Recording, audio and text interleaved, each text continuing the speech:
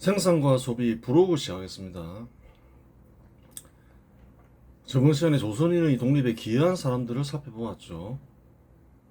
그 서재필과 이승만이 계속 미국에서 활동했죠. 한국을 독립시켜야 된다고. 그 한국 조선인들 중에서는 가장 큰 기여를 한 사람이 서재필과 이승만으로 볼 수 있죠. 기본적으로. 또 이승만은 그래요. 일본의 미국 침공을 예견까지 했죠. 그래서 큰 역할을 한 거예요. 가장 큰 역할을 했다 이러면 둘 중에 한 명 골라라 하면 또 이승만으로 볼 수 있는 거예요. 사실상 적절한 시기에 크게 부상됐으니까, 부각시켰으니까. 그런데 사실은 독립시킬 수도 있고 독립을 안 시킬 수도 있었어요. 그걸 알아야 돼요. 세 명이 모여서 회의를 했죠. 그래요. 루즈벨트와 처칠과 그래요. 장제스가 모여서 회의를 했어요. 그래서 발표를 하죠. 한국민의 노예 상태에 유의하여 한국이 적절한 시기에 자유롭고 독립적일 것을 결의한다는 내용이 포함되어 있다. 독립시킬 것이다 이렇게 했는데 모든 결정권은 누가 가지고 있나요? 루스벨트가 지니고 있죠. 영국이나 중국은 따라갈 수밖에 없죠. 미국이 아니면 뭐 안 되니까. 미국이 도움이 없으면 영국은 독일을 꺾을 수 없는 상황이었고 사정이 있었고, 중국은 뭐 그래요. 미국이 포기하면, 미국이 싸우지 않으면 일본과 타협을 해버리면 중국은 뭐 일본에 정복당할 상황이었죠. 그런 처지였어요. 루즈벨트가 결정을 했는데 사실은 자세히 보면 이상한 말이 있다는 거예요. 그냥 한국민이 노예 상태에 유의하여 독립시킨다 이러면 끝나잖아요. 근데 이상한 말이 있더라.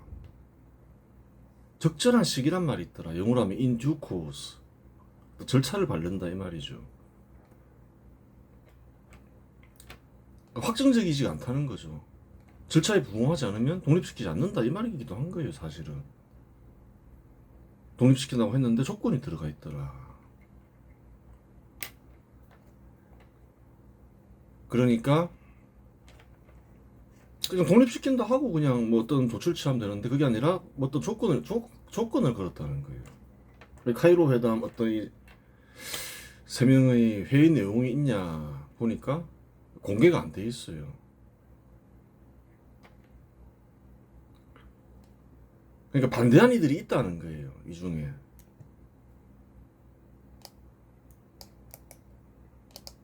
한번 볼까요?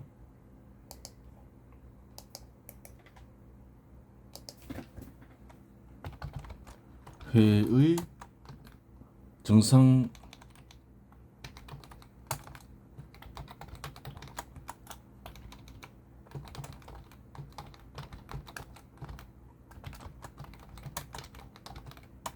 조선 독립 반대한 이가 있었나?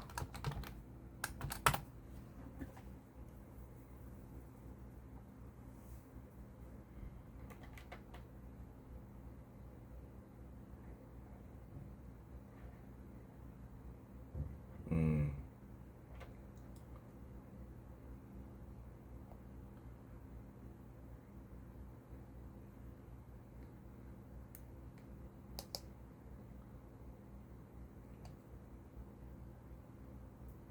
회의 내용 전체 공개해봐.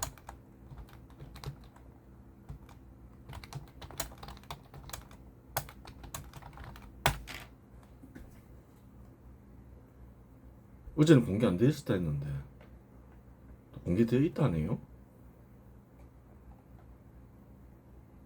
전체 회의 내용은 한 번에 공개된 공식적인 문서로 존재하지 않습니다.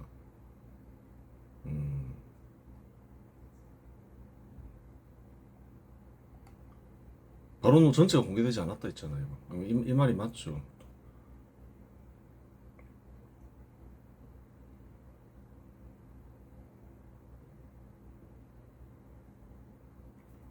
그래요. 어떤 대화가 오갔는지 모른다는 거예요.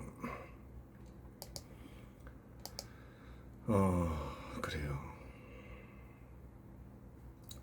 근데 이 장제스가 보니까 과거가 별로 좋지 않아요. 국민당이 조선인들을 막 제국의 하수인으로 하고 약탈도 하고 그때 8천 명이 죽죠. 그런 일도 있었고 만주에 있던 조선인들이 8천 명 죽었어요. 살해당했죠. 그때 국민당에서 조선인을 어떻게 봤나요? 제국의 하수인이라고 선전하면서 그런 폭동을 유도했죠. 그리고 기본적으로 장제스는 어떤 사람이냐 그걸 알아야 되는 거예요. 장제스가 한 말이죠. 조선도 옛날부터 중국의 영토였기 때문에 수복해야 한다. 조선은 중국의 땅이라 생각했다는 거예요. 1934년에 발표를 했죠. 1938년에도 그 말을 해요. 순원이 남긴 과제 중 하나는 조선과 타이완을 회복하여 중화를 공고히 하는 것이다. 조선을 중국의 영토라고 생각하는 사람이라는 거예요. 그걸 알아야 되는 거예요. 그러면 과연 애매한 그 세 명이 다 동일하게 독립시키자 이렇게 얘기를 했을까? 미국 루스벨트는 독립시키자고 했지만 중국은 장제스는 안 그랬을 가능성이 굉장히 커요, 사실은.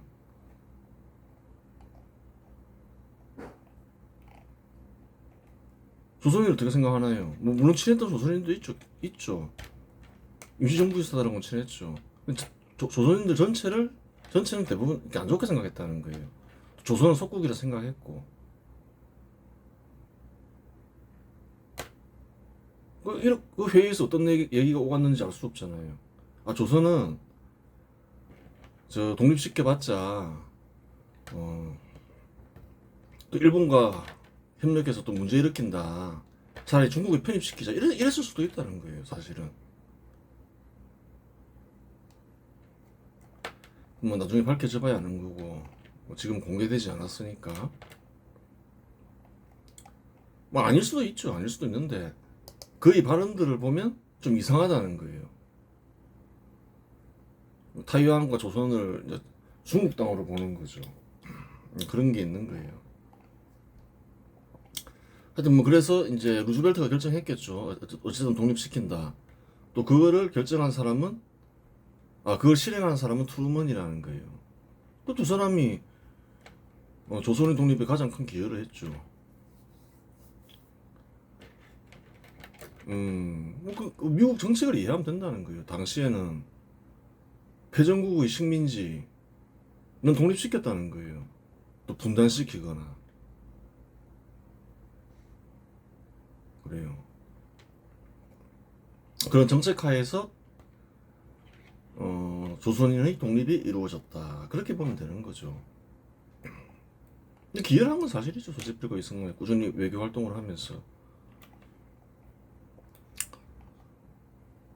근데 안 그랬으면 달리 얘기하면 중국 땅에 편입될 수도 있었다는 거예요. 기여한 건 맞아요. 근데 또 이제 루즈벨트와 트루먼이 결정적인 기여를 한 거죠. 독립시키기로. 1930년대 일본이 정복전쟁에 그래요.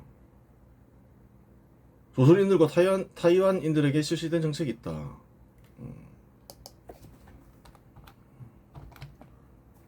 정복전쟁에 돌입하면서 조선인과 타이완은 제법 오랫동안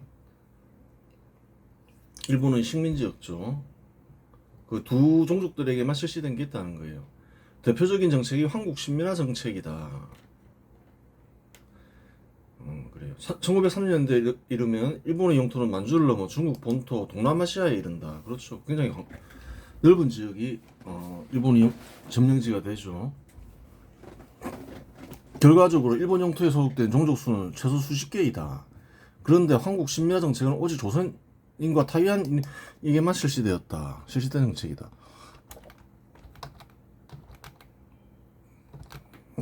그렇죠. 한국 식민화 정책을 간단히 말하면 조선인을 일본인화하는 것이었다. 그렇죠. 한국 식민화는 세 가지 정책을 실시함으로써 진행이 된다. 일본인처럼 만들겠다. 일본인처럼 만들겠다는 말은 결국 무슨 말인가요? 일본 국민으로 만들겠다는 거예요.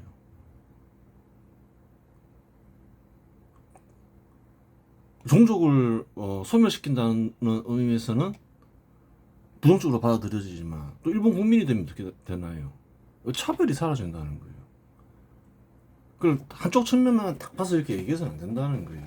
두 가지 측면이 있다. 그렇게 생각하고 봐야 된다는 거예요. 첫 번째는 신사참배이다. 신사참배는 조상신이나 국가 영웅을 기리는 전통적인 종교 행위이자 일본의 건국신화와 천황을 중심으로 한 국가체제에 대한 충성의 상징이었다. 뭐 여러 가지 목적으로 실시하고 있었던 거죠. 일본에서. 식민지 조선의 1141개의 신사를 건설했다. 법적으로 강제하지는 않았지만 불이익을 주는 방식으로 독려하였다. 어떻게 불이익을 줬냐? 한상동 목사와 주기철 목사는 신사 참배를 끝까지 반대하다가 투옥되었다고 전해진다. 그래요. 적용된 법은 치안유지법과 황신 불경죄이다. 불법은 아니었으니까 뭐 다른 법으로 적용해야 되겠죠. 뭐 치안유지법과 이제 황실 불경죄다. 이게 이제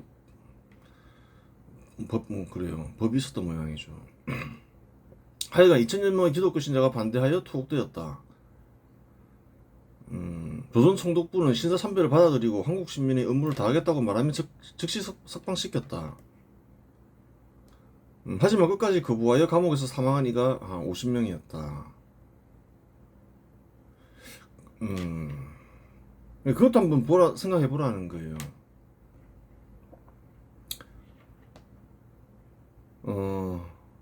마지막까지 감방에 있었던 사람들은 누구였을까? 앞에서 살펴봤지만 공산주의자도 전향하면 풀어줬다는 거예요. 전향하지 않은 공산주의자들이 있었을 거고, 공산주의자 활동은 독립운동이 아니라 했죠. 소연방에 편입시키기 위한 공산주의 활동이라 했죠. 구별할 수 있어야 되는 거예요. 또 기독교 신자가 있을 수 있죠. 그래요.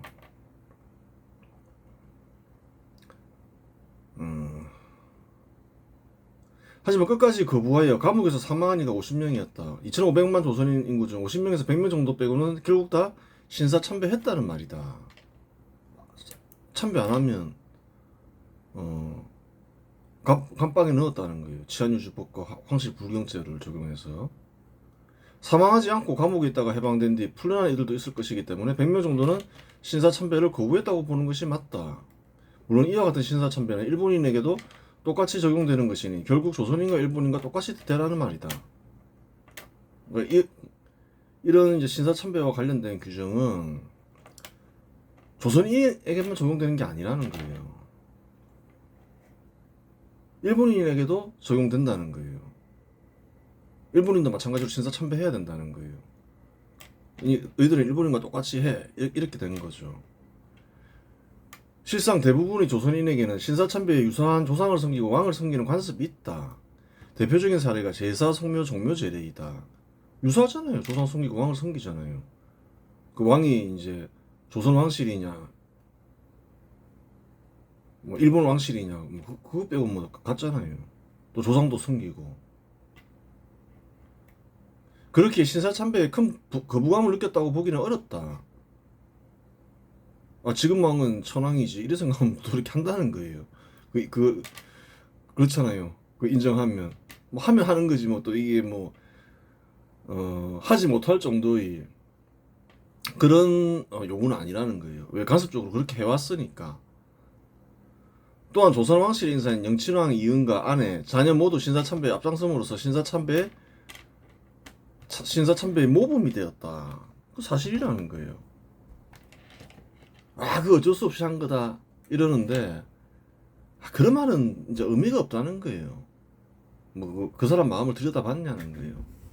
했으면 했고 안 했으면 안 한 거지. 뭐 강요에 의해서 했을 수도 있죠, 물론. 하기 싫은데. 그런데 이제 뭐 대표이사쯤 되면 그래요. 하면 안 된다 생각하면 안 해야죠. 기독교 신자들은 또 안 하잖아요. 책임감이 있다 생각하면 안 할 수도 있는 거예요. 이 사람들만도 못한 거죠.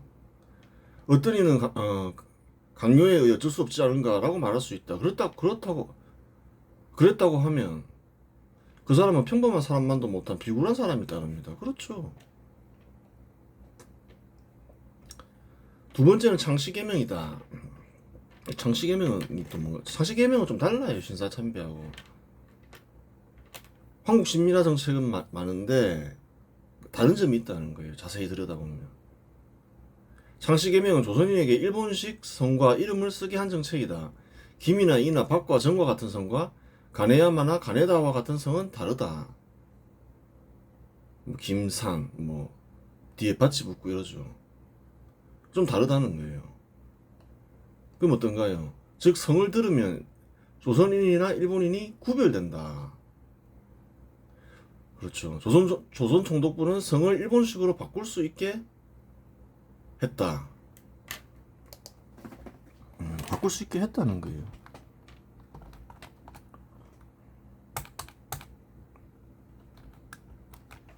이름을 일본식으로 바꾸는 권한은 가장에게만 있었다.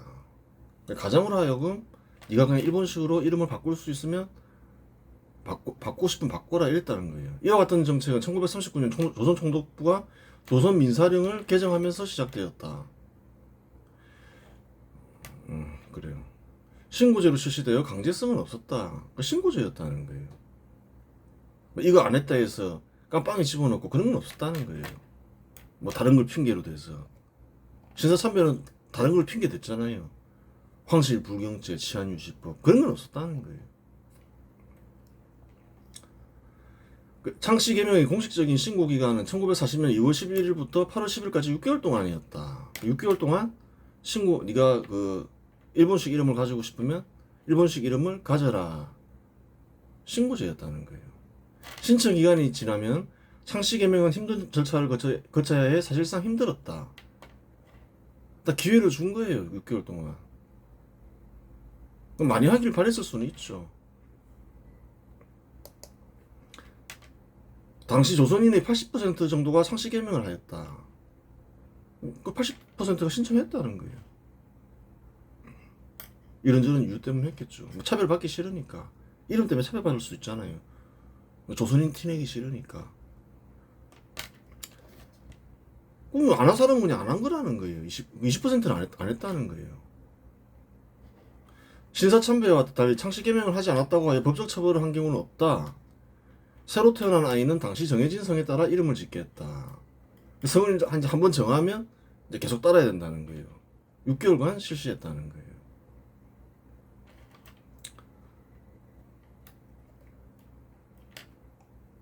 좀 다르죠. 좀 다른 거예요, 창씨개명은. 무조건 다 일본인으로 만들어야 되겠다. 일본 이름 써야 되겠다. 이랬으면 그냥 뭐 기한을 두지 않고 그냥 무조건 바꿔라 이랬겠죠. 근데 그렇게 하진 않았다는 거예요. 물론 독려는 했겠지만 그 정도 수준이지 뭐 무조건 해야 된다 이건 아니었다는 거예요. 신사참배는 무조건 해야 되는 거잖아요. 안 하면 잡아가니까. 이건 그건 아니었다는 거예요.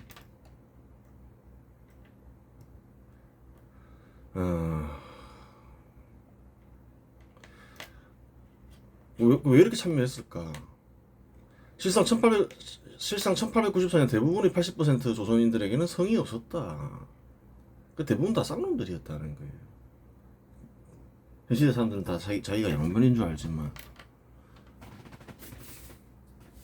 갑오기역 때 성을 선택하게 하여 아무거나 골라서 성을 선택하였다.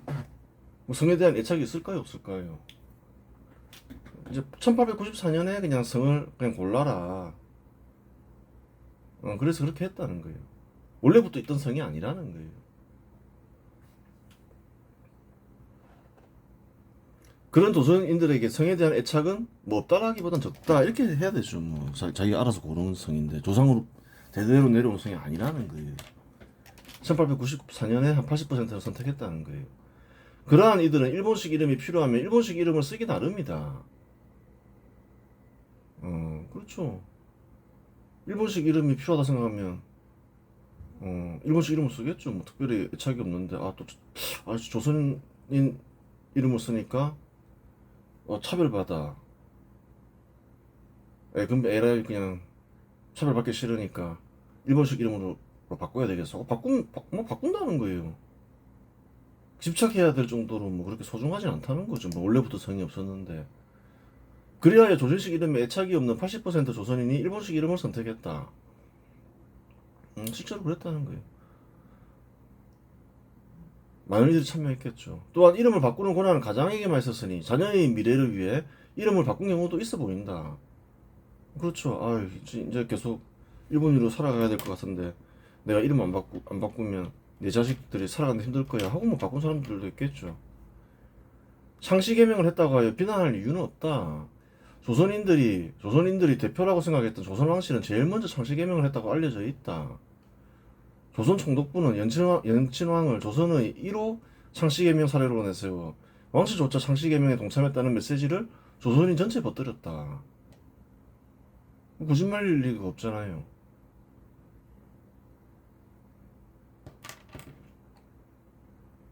그랬다는 거예요. 세 번째는 일본어 사용이다. 그래서 아예 그냥 너희들은 그냥 이름도 일본식으로 짓고 근데 이제 그거는 아예 강요하진 않았죠. 기간을 주고 네가 원하면 그냥 일본 이름으로 바꿔라 이랬겠죠. 독려는 했겠지만 독려한 건 나오죠. 그 다음에 뭐 신사 참배해라 일본인처럼 그렇게 했던 거예요. 또 마지막으로 한 게 이제 일본어를 사용하겠다는 거예요. 특히 한국 식민화 정책이 실시되면 일본어 사용은 더욱 강화되었다. 원래부터 이제 일본어를 가르쳤는데 이제 아예 완전히 강화시키죠. 법적으로 일본어를 사용하지 않는다고 하여 처벌하지는 않았지만 공식적으로는 일본어만 사용하겠다. 그래요. 일본말 할 줄 모르는데 뭐 그걸 강제할 수는 없잖아요. 사회인들이 농사 짓는 사람들이.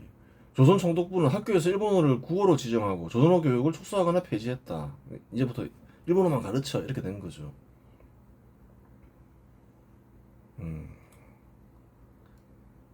1940년 8월 조선일보와 동아일보가 강제로 폐간되면서 한글로 발행되는 모든 민간신문이 사라졌다. 이제 뭐 한글로 발행하지 마 이렇게 된 거죠. 이후 해방될 때까지 조선에서 발행되는 모든 신문은 일본어로만 발행되었다. 그래요. 1942년 10월 조선어학회 사건이 있었다. 조선어학회는 1921년 결성된 합법단체였다. 뭐 조선어를 연구하는 곳이죠. 조선어학회가 문제가 생긴 것은 다음과 같은 사건 때문이다. 한경남도 흥원군에서 여학생이 기차 안에서 조선어로 대화한 것을 일본인 학생이 경찰서에 신고했다. 무슨 내용이길래 신고했는지 알 수가 없죠. 여학생의 일기장에는 한글로 조선 독립만세와 같은 말이 있었다고 전해진다. 조선 독립이란 말이 있었다 이렇게 전해지죠. 경찰은 여학생에게 한글을 가르친 사람을 추적했고 한글을 가르치가 조선어학회 소속 정태진 그래 교사였다. 찾아낸 거죠. 그리하여 조선어학회 소속은 33명이 체포되었다. 이들 중 법정에 기소된 사람은 16명이고 나머지 17명은 부기소 처분으로 석방되었다. 그러니까 순수하게 우리는 조선어만 연구했습니다. 이렇게 된 거죠. 기소된 이 중 5명은 실형 선고를 받았다.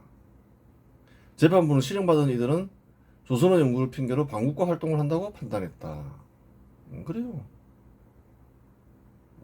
단순히 한글만 연구한 게 아니구나. 연구한 이들이 아니다. 무슨 독립운동을 한 이들이다. 이렇게 보고 한 거죠. 뭐 공산주의자가 있었을 수도 있죠. 하여튼 뭐 한 명 한 명 다 조사한 건 아니니까. 그래요. 뭐 조선어 겉으로 드러난 건 조선어 때문에 체포한 건 아니에요. 겉으로 보기에는 뭐 속으로는 뭐 그랬을 수도 있죠. 이제 뭐 조선을 금지시켜야 되는데 이런 게 있으면 안 되겠다 싶어서 한 걸 수도 있고. 그 정확한 내막은 알 수는 없는 거죠. 안 그럴 수도 있고 뭐 그런 의도가 또 어느 정도 있었다고 볼 수도 있는 거죠. 뭐 조선학회가 해산됐는지를 보면 아는 거죠. 그러면 답이 나오는 거죠.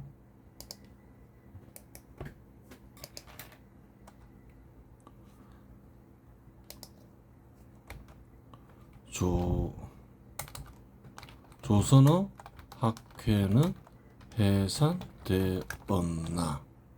해산됐으면 그냥 숨겨진 뜻이 있다고 봐야 되는 거죠.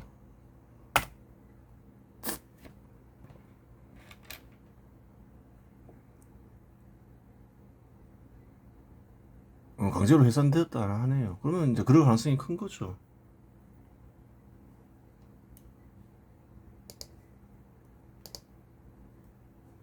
그래요. 이제 한글 막 가르치고 이런 게 싫었던 거죠. 이제 일본인으로 만들어야 되는데. 한국 신민화 정책 핵심은 조선인을 일본인으로 만들어 결국 일본 국민으로 만드는 것이다. 여기에는 긍정적인 효과와 부정적인 효과가 동시에 있다. 한국에서는 막 아주 나쁜 짓으로만 가르치잖아요. 근데 사실은 자세히 들여다보면 긍정적인 효과와 부정적인 효과가 동시에 있다는 거예요. 뭔가요, 긍정적인 효과는? 긍정적인 효과는 조선인이 일본 국민이 되면 조선인에 대한 차별이 사라지고 식민지 정책이 철폐된다. 그렇잖아요. 일본인을 만들었어요. 일본인을 만들기 위해서 이런 걸 하는 거죠. 일본 이름으로 막 이 바꿔라.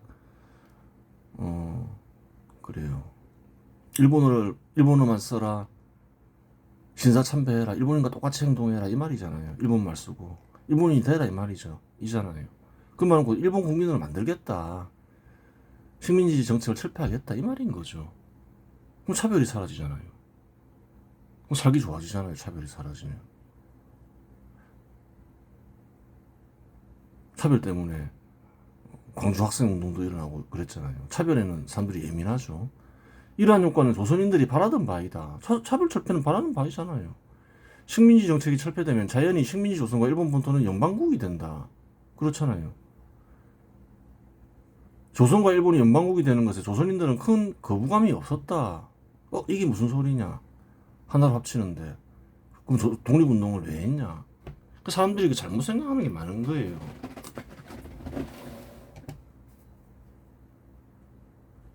실제로 1910년 한일 합방 시 대부분의 조선인들은 조선이 스스로의 힘으로 독립을 유지하기 어렵다는 사실을 잘 알고 있었다.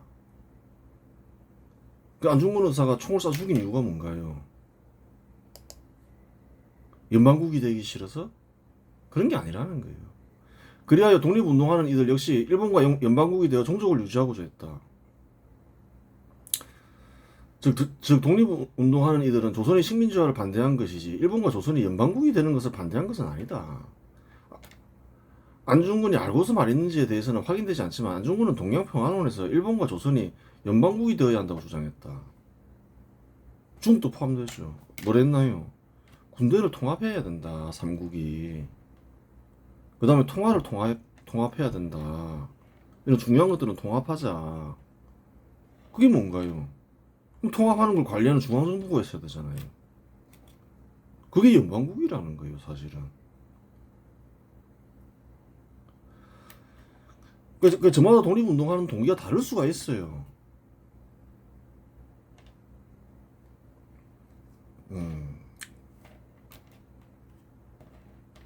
그래요. 다 같지는 않다는 거예요.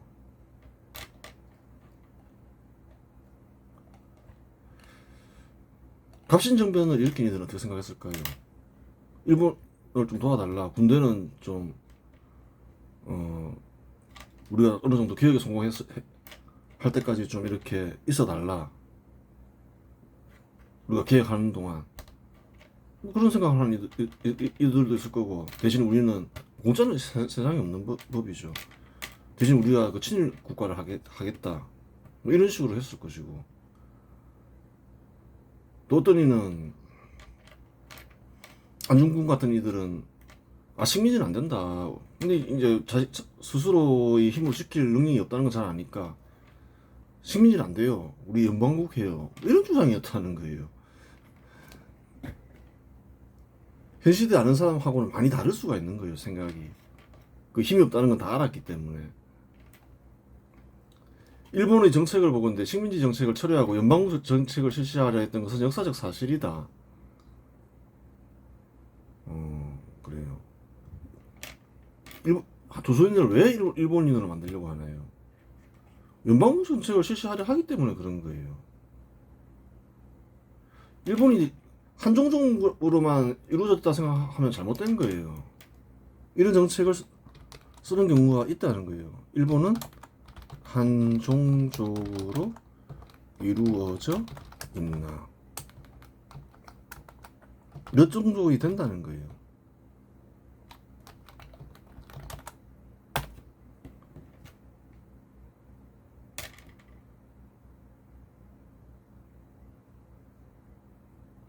아이누족도 있고 류큐족도 있고 뭐 하여튼 뭐 그래요. 하여튼 뭐 여러 종족이 그래요. 일본 본토인으로 산다는 거예요. 제일 한국인은 얼마 되지 않았으니까.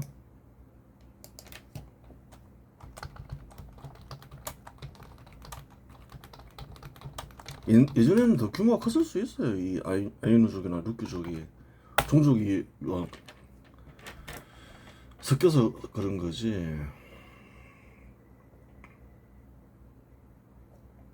1879년 일본 본토인으로 편입되었다는 거예요.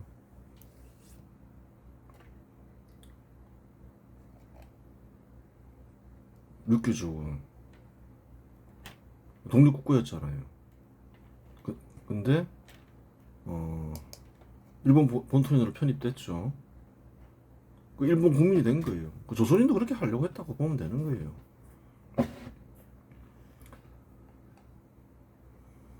하지만 조선인의 전통과 관습을 보존한 연방국은 아니었다. 연방국 정책을 실시하려 했던 건 사실이다. 근데 전통과 관습을 보존한 연방국은 아니었다. 난중군이 원하는 연방국은 뭔가요? 조선인이 전통과 관습을 존중해라. 이거 좀 다른 연방국이죠. 연방국과 동시에 조선인의 전통과 관습의 말살을 동시에 진행했다. 그렇죠. 조선인을 일본인과 똑같이 만들어서 섞어버리면 세월이 흐름에 따라 조선인 종족은 결국 사라지고 일본인 종족만 남게 된다. 아주 소수가 되겠죠. 조선인이 남아있더라도. 원래는 많았지만 결국 조선인들은 차별 철폐와 종족 유지 둘 중에 하나를 선택해야 했다. 모든 사람이 생각이 똑같지는 않다. 결국 10명 중 8명은 차별 철폐를 선택했고 2명은 종족 유지를 선택했다. 이는 창씨개명한 인구 비율에 근거한 것이며 한국 식민화 정책을 실시할 때 아무런 저항이 없었음이 이를 증명한다. 저항이 거의 없었죠. 아예 없지는 않았고 그 정도 저항은 있는 거죠. 10명 중 8명이 차별철폐를 선택했으니 개인적 저항은 있어도 이렇다 할 소규모 시위조차 없었던 것이다. 뭐 시위했다는 말도 없잖아요. 뭐 장씨개명 하든. 뭐 장씨개명은 특별히 할 건 없죠. 뭐 6개월간 신고하면 자기 하기 싫으면 안 해도 되는 거였으니까. 근데 차별이 싫으면 해야 됐던 거죠. 좀 신사 참배는 강요했고. 그래요. 1944년 4월 일본인에게만 실시되던 징병제가 조선인에게도 실시되었다. 일본인에게 실시된 징병제가 조선인에게 확대 적용되었다. 이때 24만 명 정도의 조선인이 징병되었다. 그래요. 일본 정부는 1939년 7월 국민증명령을 통해 일본 본토인 남성들을 군수사업에 강제로 동원했다. 일본인들 역시 탄광이나 공장 등지에서 힘든 노동에 시달렸다. 징용은 다 적용됐어요. 그래요. 이와 같은 징용은 식민지와 점령지의 모든 종족들에게도 실시되었다. 징병과 징용은 좀 달라요. 징용은 일시키는 거죠. 징병은 아무나 군대 안 보낸다는 거예요. 조선인하고 타이완인에게만 실시되었죠. 일본인으로 만들 생각이었으니까. 일본인이라 생각한 거예요. 이제 그때쯤 되면 야 군대 보내도 되겠다. 뒤에서 총 쏘진 않겠다. 이렇게 된 거예요. 전체 규모를 알아. 전체 규모를 알 수 있는 동원된 조선인 명단은 남아있지 않아 그 수가 파악되지 않는다. 즉 일본 본토에서 일한 근로자가 자발적으로 일하러 간 사람인지 증용으로 일하러 간 사람인지 구별할 방법이 없다. 그런데 아무 기준 없이 사람들을 증용할 리는 없다. 분명히 기준은 있었을 것이다. 그 기준이 뭐였을까 생각해봐야 되죠. 그러면 징병에 사용된 기준이 증용에 적용되었을 가능성이 크다. 그럼 징병 때는 어떻게 했지? 보면 되잖아요. 징병된 조선인의 나이는 만 20세였다. 당시 인구수는 50만 명이었고 남성 여성이 각각 반씩이라고 하면 남성은 25만 명 정도 된다. 징병된 남성 수와 거의 일치한다. 20세가 된 남성에게 일을 부과했구나. 군대를 보냈구나. 그럼 그전에는 어떻게 했을까요? 사람은 많이 필요하고 20살 되면 일해라 이렇게 이랬을 거 아니에요. 그러면 그전까지는 이들이 징용되었다고 가정하면 1939년 7월부터 1944년 4월까지 4년 10개월이다. 1년 동안 인원 24만 명을 월별로 나누면 한 달에 2만 명이 동원된 것으로 볼 수 있다. 2만 명 곱하기 58 하면 116만 명 나오죠. 이 정도 동원되었을 것 같다. 징병의 바탕에서 수를 구하니까 그렇지 않을까. 뭐 다른 기준이 있었을 수도 있죠. 아니면 뭐 실업자들 데려다가 시켰을 수도 있고 실업자들 모아가지고 그랬을 가능성도 있죠. 그러면 이제 조선 총독부가 하는 업적에 대해서 정리해보자. 조선인들이 업적을 회피하려고 하면 안 돼요. 역사를 이해할 수 없게 되는 거예요. 차별 정책은 분명히 나쁘지만 쭉 살펴봤지만 조선 총독부는 그 혁명 정부였다는 거예요. 완전히 다른 정부죠. 그전에 있었던 그 뭔가요 농업 중심의 신분 제도가 있는 조선하고는 그걸 정확하게 알아야 되는 거예요. 그래야지 현 시대가 이해된다는 거예요. 식민지니까 창피하니까 이 시기 역사를 공부하기 싫어 회피하면 결국은 현 시대를 이해할 수가 없게 되는 거예요. 조선 총독부가 현 시대를 이해하는데 중요한 거예요. 그리고 사실은 큰 업적이 있어요. 그걸 이해해야 되는 거예요. 역사를 알기 위해서는. 첫 번째, 세금 제도를 정비하여 신분이 높은 이나 관리들의 수탈을 금지시켰다. 이는 수천 년간 이어져온 수탈을 철폐시킨 혁명적 조치이다. 이와 같은 의지는 현 시대에도 이어지고 있다. 한국인들이 역사에 관심 많다지만 필요 없는 역사에만 관심이 있죠. 권력 투쟁. 또 뭔가요? 지정 문제. 이 조선에서는 밀란이 자주 일어났어요. 관리들이나 신분이 높은 이들이 수탈을 해서 1894년에도 대규모 밀란이 일어나잖아요. 그거 다 수탈 때문이잖아요. 그러면 그 수탈이 언제 사라졌지? 누가 없앴지?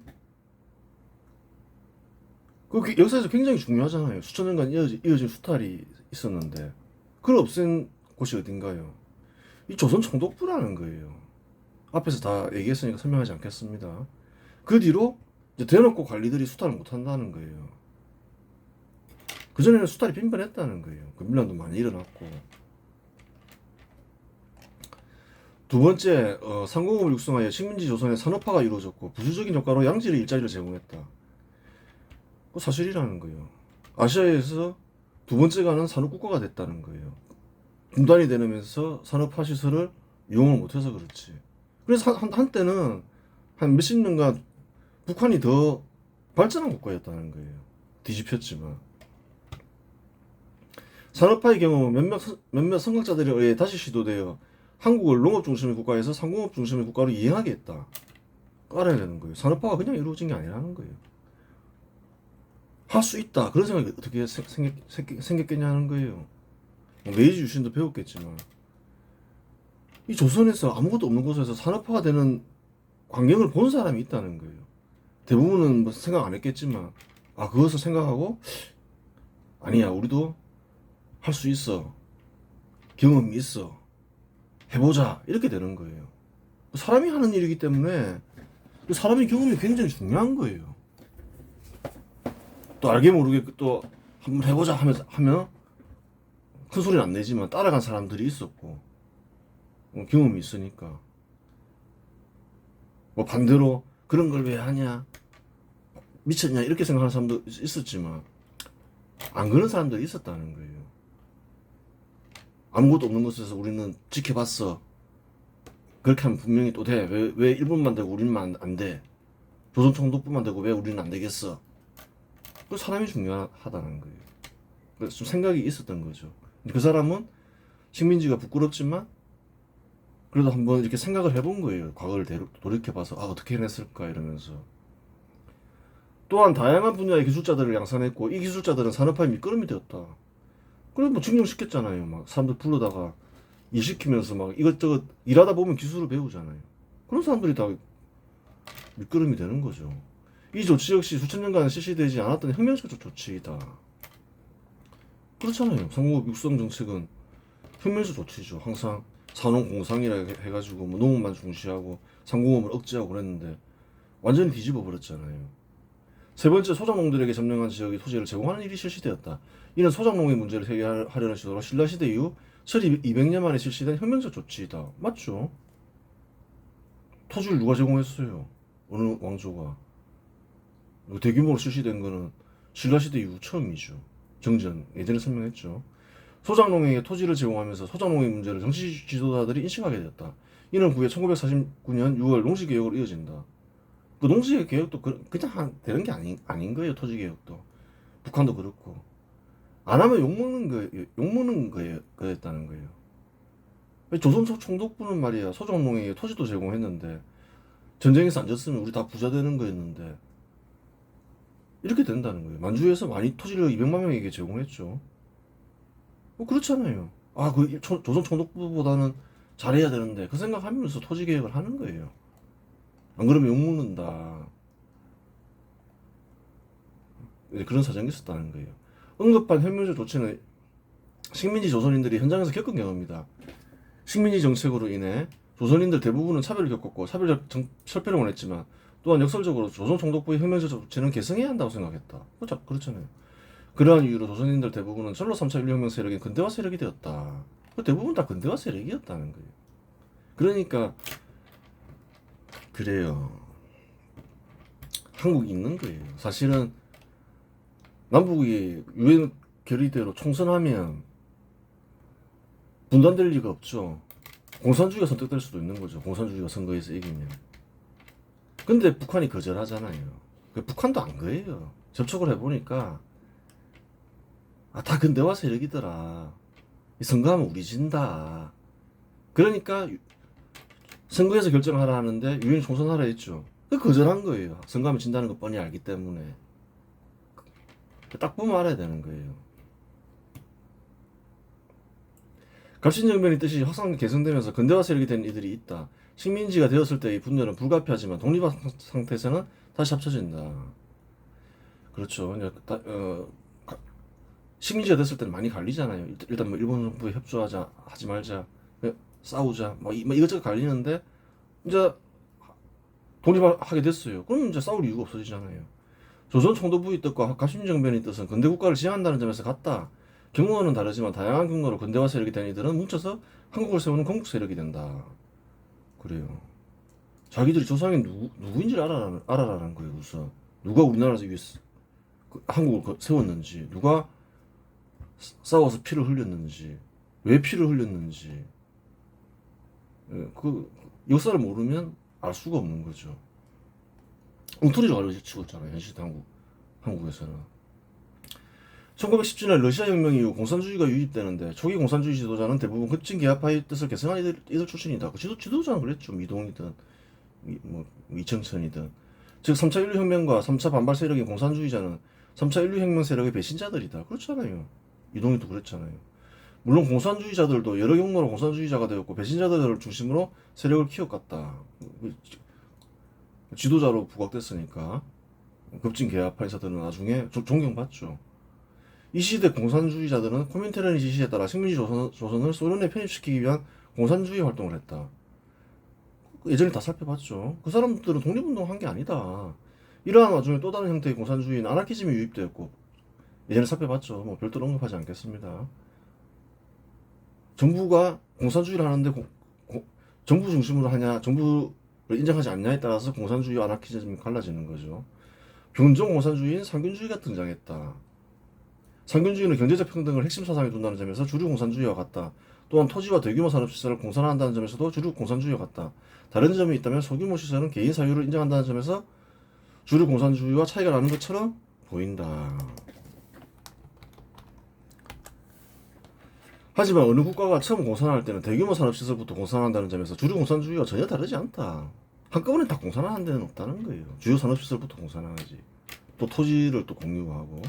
즉 공산주의에 대한 거부감을 완화시키고 불법에서 벗어나기 위해 만들어진 변종 공산주의 다름 아니다. 위장 공산주의 이게 낫겠죠. 위장이다. 위장한 거다. 위장 공산주의, 상균주의는 이후에 다양한 형태로 한국 사회에 등장한다. 한예로 한때 유행했던 재벌에 대한 비난도 상균주의에 바탕한 것으로 보면 된다. 재벌만 욕하죠. 대기업 욕하죠. 그러면서 막 중소기업을 키워야 된다 막 이러죠. 그 위장 공산주의 변형이라는 거예요. 알게 모르게. 그러니까 역사라는 건 그렇잖아요. 갑자기 나타나는 건 없다고. 쭉 이어져 오는 거라고. 생각도 마찬가지라는 거예요. 그런 게 갑자기 등장한 게 아니에요.